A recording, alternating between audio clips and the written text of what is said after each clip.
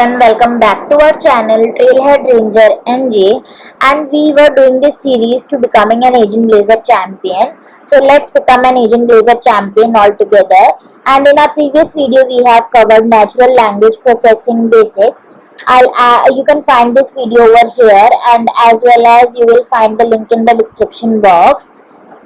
Now in this video, let's get started on the large language models. So in this video, we'll try to understand what it is and how does it work and how it is beneficial for us. So let's get started on this. We'll cover it very briefly, so it will not be hectic or problematic to understandable for you, but also easy. So large language model is nothing. So suppose we are taking an example. If we are having a library and it includes various books, articles, and other magazines and everything.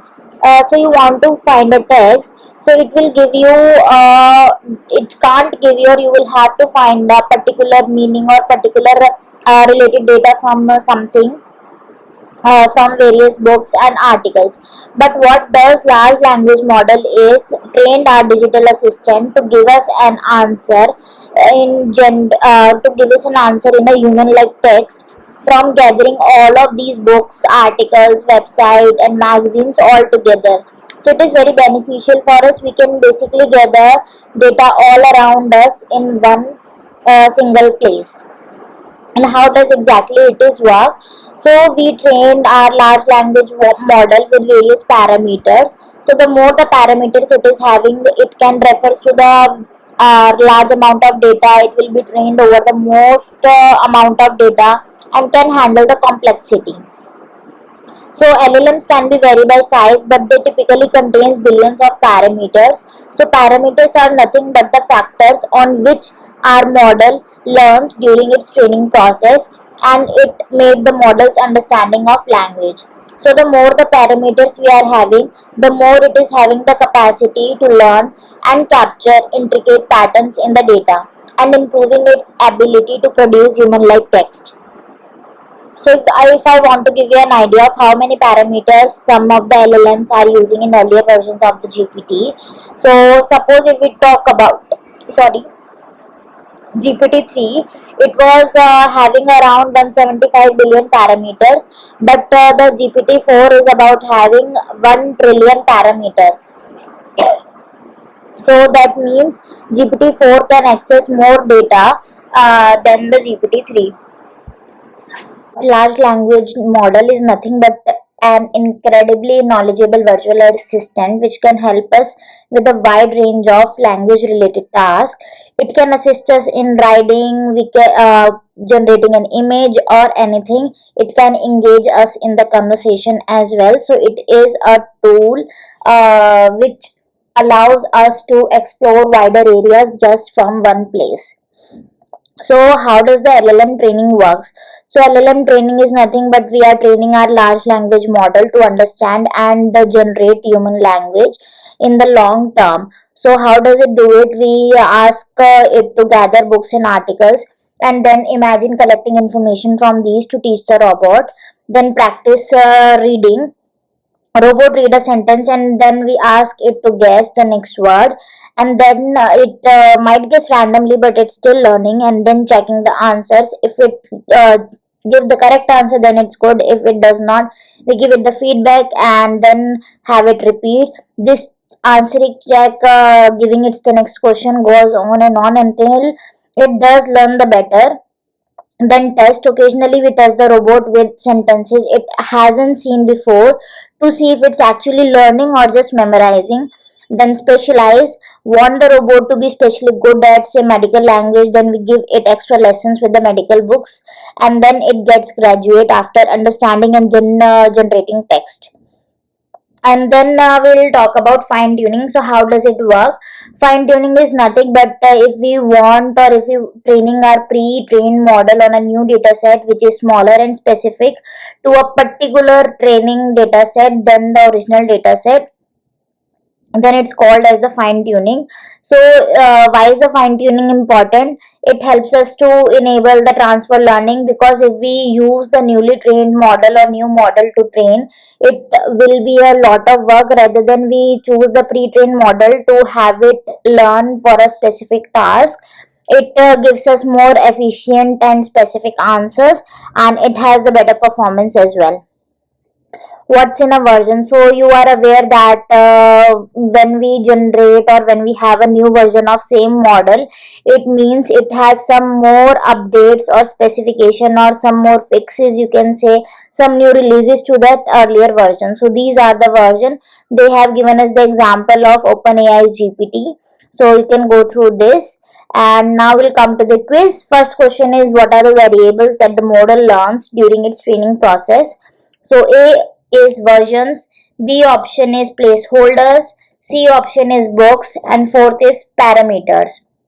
So parameters are the variables that the model learns during its training process. Second question is, why are parameters important in large language models? First option is because they can define the computing resources required for training the model. Second is because they improve the model's ability to generate human-like text. Third option is because they can allow more complexity in the model. And the last one is because they can help to reduce biases and errors in the model. So second option should be the correct one. Let's check.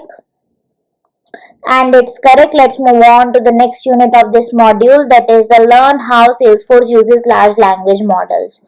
So obviously Salesforce goes big on the trust, that trust is the most important factor for the Salesforce, and Salesforce requires large language model to be used in secured and trusted way. So we use it through the Einstein trust layer. That's why Einstein trust layer delivers us the RAG, that is retrieval augmented generation, so that the customer and company data will be safe and secured from the potential security risk. Then we have some of the best large language models which Salesforce shared. Shared trust is from the OpenAI, then Salesforce hosted globally on Hyperforce, that is AWS's Anthropic, and Salesforce's Coherce. And then bring your own model. You can have your own model or your infrastructure from this. Salesforce shared the LLMs. So some of the shared LLMs by Salesforce are including Code Gen, Code T5 Plus, and Code TF, which helps the companies increasing productivity, bridge the talent gap, and reduce the cost of implementations, and even better detect incidents. Then we have Salesforce hosting third-party LLMs. Obviously, it does. Einstein is designed to host the LLMs from Amazon, Anthropic, Coherce, and other entirely within the Salesforce infrastructure as well. Now we'll come to the quiz. Our first question is, which are Salesforce LLMs? So first option is Sales Gen, Code Sales, and Code B5. Second option is Force Gen, Force Sales, and Force TF. Third option is Code Gen, Code T5 Plus, and Code TF. And the last option is Sales Gen, Force Sales, and Code B5. So C option should be the correct one. These are the shared LLMs which are used by the Salesforce. Second question is true or false.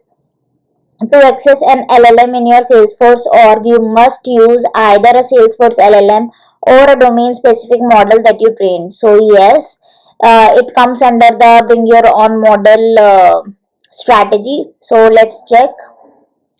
Okay, so we shall not use either a Salesforce LLM or a domain specific model that we trained. Okay, yeah, sorry, my bad, I got it wrong. Let's correct it. Let's check. And now this module is completed. And in our next video, we'll cover the how Salesforce shapes ethical AI standards in the agent era. So very soon, I just want to inform you all that we'll be dropping some of the members only videos, and they will be very helpful for you.